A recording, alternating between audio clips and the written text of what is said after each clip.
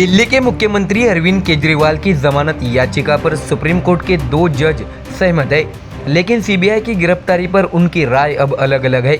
दरअसल न्यायमूर्ति सूर्यकांत और न्यायमूर्ति उज्ज्वल भुयान ने सीबीआई द्वारा केजरीवाल की गिरफ्तारी की वैधता पर परस्पर विरोधी विचार दिए हैं। जस्टिस भुयान ने ईडी मामले में जमानत की शर्तों पर कड़ी आपत्ति जताई है। आपको बता दें कि न्यायमूर्ति भुयान ने स्पष्ट नाराजगी व्यक्त करते हुए कहा है कि टिप्पणी करते समय न्यायिक संयम की आवश्यकता होती है, लेकिन जब केजरीवाल ईडी मामले में जमानत पर बाहर थे तब भुयान ने उन्हें द्वेषपूर्ण गिरफ्तार करने के लिए सीबीआई की आलोचना की है। तो वही इससे पहले केजरीवाल ने सुप्रीम कोर्ट में 2 अलग अलग याचिकाएं दायर की थी, एक सीबीआई की गिरफ्तारी को अवैध बताने का और दूसरा सीबीआई मामले में जमानत मांगने का। ऐसे में दोनों जजों ने अपना अपना आदेश पढ़ा है। यह जस्टिस सूर्यकांत ने सीबीआई की गिरफ्तारी में कोई गलती नहीं पाई और इसे वैध माना।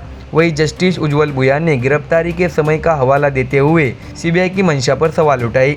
जस्टिस भुयान ने कहा कि सीबीआई द्वारा गिरफ्तारी केवल प्रवर्तन निर्देशालय यानी ईडी मामले में दी गई जमानत को रद्द करने के लिए थी। न्यायमूर्ति भुयान ने न्यायमूर्ति सूर्यकांत की तरह ही सीबीआई मामले में जमानत देने के फैसले को बरकरार रखा। सीबीआई की गिरफ्तारी जवाब से ज्यादा सवाल खड़ा करती है। मार्च 2023 में केजरीवाल से पूछताछ के बावजूद सीबीआई को केजरीवाल को गिरफ्तार करने की जरूरत महसूस नहीं हुई और जब उनकी ईडी गिरफ्तारी पर रोक लगी तब जाकर सीबीआई सक्रिय हुई। यह गंभीर सवाल उठाता है कि 22 महीनों बाद अचानक जांच की याद कैसे आ गई। जस्टिस भुयान ने जोर देकर यह भी कहा है कि सीबीआई की ऐसी कार्रवाइयां गंभीर सवाल खड़े करती है।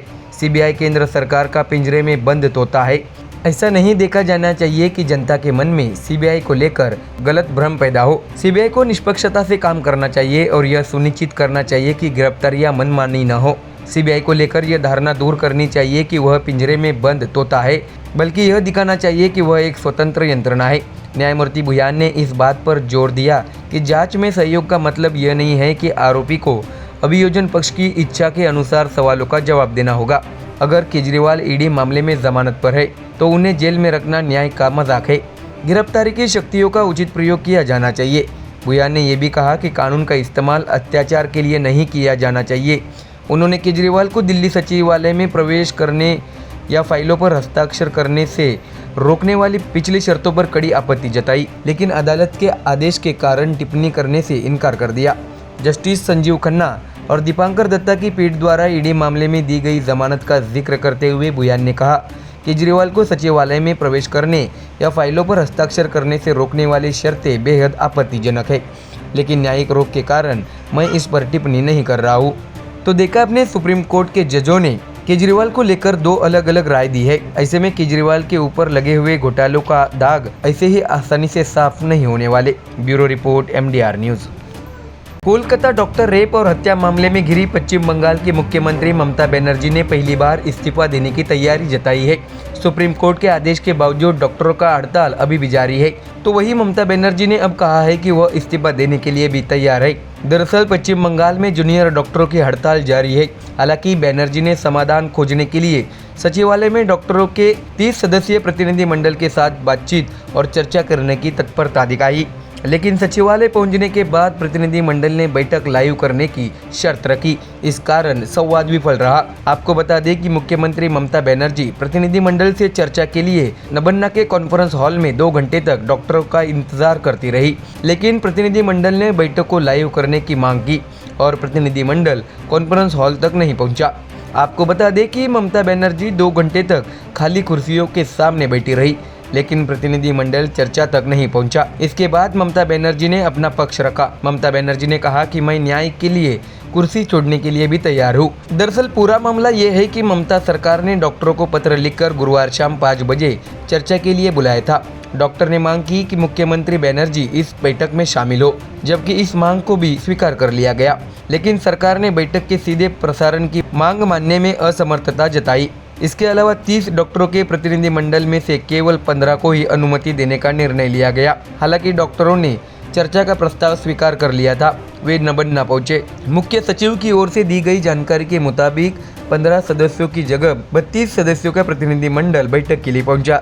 उन्हें इजाजत भी दी गई। मीटिंग की रिकॉर्डिंग करने का भी वादा किया गया था, लेकिन डॉक्टर सीधे प्रसारण की मांग पर अड़ गए। वे कॉन्फ्रेंस हॉल में नहीं गए। ममता बनर्जी 2 घंटे तक खाली कुर्सियों के सामने बैठी रही, फिर वो हॉल से बाहर चली गई। आपको बता दें कि डॉक्टर से चर्चा के लिए 2 घंटे तक इंतजार किया गया, लेकिन उनकी ओर से कोई प्रतिक्रिया नहीं आई। उसके बाद ममता बनर्जी ने कहा, बातचीत से ही रास्ता निकल सकता है। पहले भी मैंने एक बार संवाद करने के लिए काफ़ी देर तक इंतज़ार किया था, लेकिन कोई चर्चा नहीं हुई। मैं उन्हें माफ़ करती हूँ क्योंकि वो जवान है।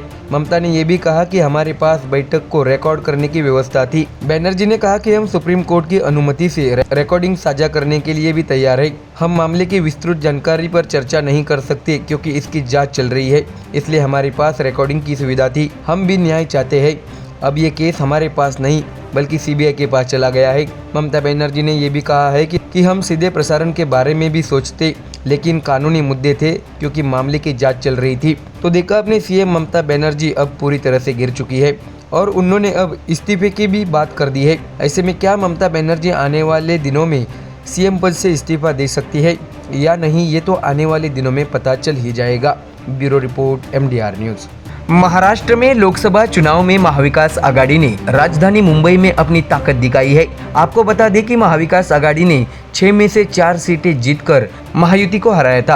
अपने बालेकिल्ला में उद्धव ठाकरे ने 4 सीटों पर चुनाव लड़ा और 3 सीटों पर जबरदस्त जीत हासिल की और चौथी सीट सिर्फ 48 वोटों से वो हार गए थे। तो वही कांग्रेस को 1 सीट मिली। इसके बाद मुंबई में विधानसभा सीटों के लिए दौड़ शुरू हो गई है। दरअसल मुंबई में विधानसभा की 36 सीटें हैं। इनमें से 22 पर ठाकरे सेना जोर दे रही है। शरद पवार गुट 6 से 7 सीटें चाहती है। ऐसे में अब दोनों सहयोगियों के बड़े बड़े दावे करने से कांग्रेस में नाराजगी फैल गई है। आपको बता दें कि महाविकास आघाड़ी में शामिल 3 पार्टियों के बीच इस वक्त मुंबई में सीटों को लेकर रस्साकसी चल रही है, लेकिन महाविकास आघाड़ी में कोई भी दल शहर में से ये 5 सीटें नहीं चाहता है। इन 5 सीटों पर किसी भी पार्टी ने अब तक दावा नहीं किया है। इसका असली कारण ये है कि 5 सीटों पर बीजेपी के विधायक है। माना जा रहा है कि महाविकास आघाड़ी में शामिल पार्टियां हार के डर से इन सीटों पर दावा नहीं कर रही है। आपको बता दें कि मुंबई की 36 सीटों का मसला सुलझाने के लिए महाविकास आघाड़ी में चर्चाएं चल रही है, लेकिन 5 सीटों मलबार हिल, विले पार्ले, चारकोप, बोरिवली और मुलुंड पर किसी भी पार्टी ने दावा नहीं किया है। शहर में जहां ठाकरे सेना और कांग्रेस कई सीटों पर दावा कर रही है, वहीं 5 सीटों पर किसी ने भी दावा नहीं किया है।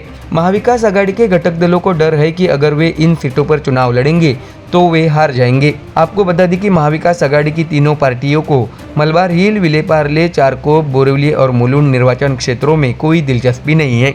5 विधानसभा क्षेत्रों में फिलहाल बीजेपी के विधायक है। मंत्री मंगल प्रभात लोढ़ा मलबार हिल का प्रतिनिधित्व कर रहे हैं। वे 1995 से लगातार यहाँ से जीतते आ रहे हैं। लगातार 6 चुनाव जीतकर उन्होंने डबल हैट्रिक बनाई है।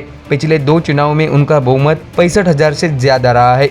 इन सीटों पर कांग्रेस हमेशा आगे रहकर चुनाव लड़ती रही है। वही महाविकास आघाड़ी के पास फिलहाल विले पार्ले निर्वाचन क्षेत्र से कोई उम्मीदवार नहीं है। यहाँ पराग अलवानी बीजेपी के विधायक है। पिछले 2 चुनाव में उन्होंने 30,000 से ज्यादा वोटों से जीत हासिल की थी। कांग्रेस ने भी इस सीट पर हार का सामना किया था। चारकोप निर्वाचन क्षेत्र में महाविकास आघाड़ी का कोई उम्मीदवार नहीं है। यहाँ से बीजेपी के योगेश सागर लगातार 3 बार जीत चुके हैं। पिछले 2 चुनाव में कांग्रेस ने इस सीट पर चुनाव लड़ा था, लेकिन कांग्रेस के उम्मीदवार हार गए। तो वही बोरिवली सीट से भी अभी तक कोई दल चुनाव लड़ने को तैयार नहीं है। बीजेपी के गठन के बाद से इस सीट पर बीजेपी का ही विधायक रहा है। राम नाईक, गोपाल शेट्टी, विनोद तावड़े ने इस निर्वाचन क्षेत्र का प्रतिनिधित्व किया है। फिलहाल यहाँ सुनील राणे विधायक है। पिछले 6 चुनावों यानी 1995 से लगातार बीजेपी उम्मीदवार यहाँ से 30,000 से ज़्यादा वोटों से जीतते आ रहे हैं। इस सीट पर कांग्रेस हमेशा आगे रहकर चुनाव लड़ती रही है। तो वही मुलुंड सीट पर भी बीजेपी का ही दबदबा है। 1995 से इस सीट पर बीजेपी का कब्जा है। पिछले 3 चुनावों में यहाँ से बीजेपी उम्मीदवार 25,000 से ज्यादा वोटों से जीतते आ रहे हैं। फिलहाल मिहिर कोटेचा यहाँ से विधायक है। उनसे पहले सरदार तारा सिंह मुलुंड से 4 बार जीत चुके हैं। दिलचस्प बात यह है कि गठबंधन में यह सीट भी कांग्रेस के पास ही रही है। तो देखा आपने विधानसभा चुनाव से पहले महाविकास आघाड़ी गठबंधन के अंदर मुंबई के इन 5 सीटों पर बीजेपी से सामना करने की हिम्मत नहीं है। ऐसे में उद्धव ठाकरे, शरद पवार और कांग्रेस कोई नहीं चाहता है कि बीजेपी के सामने उन्हें हार का मुंह देखना पड़े। ऐसे में क्या बीजेपी के सामने एमयूए गठबंधन ने पहले ही हार मान ली है? ये तो आने वाले दिनों में पता चल ही जाएगा। Bureau report, MDR news.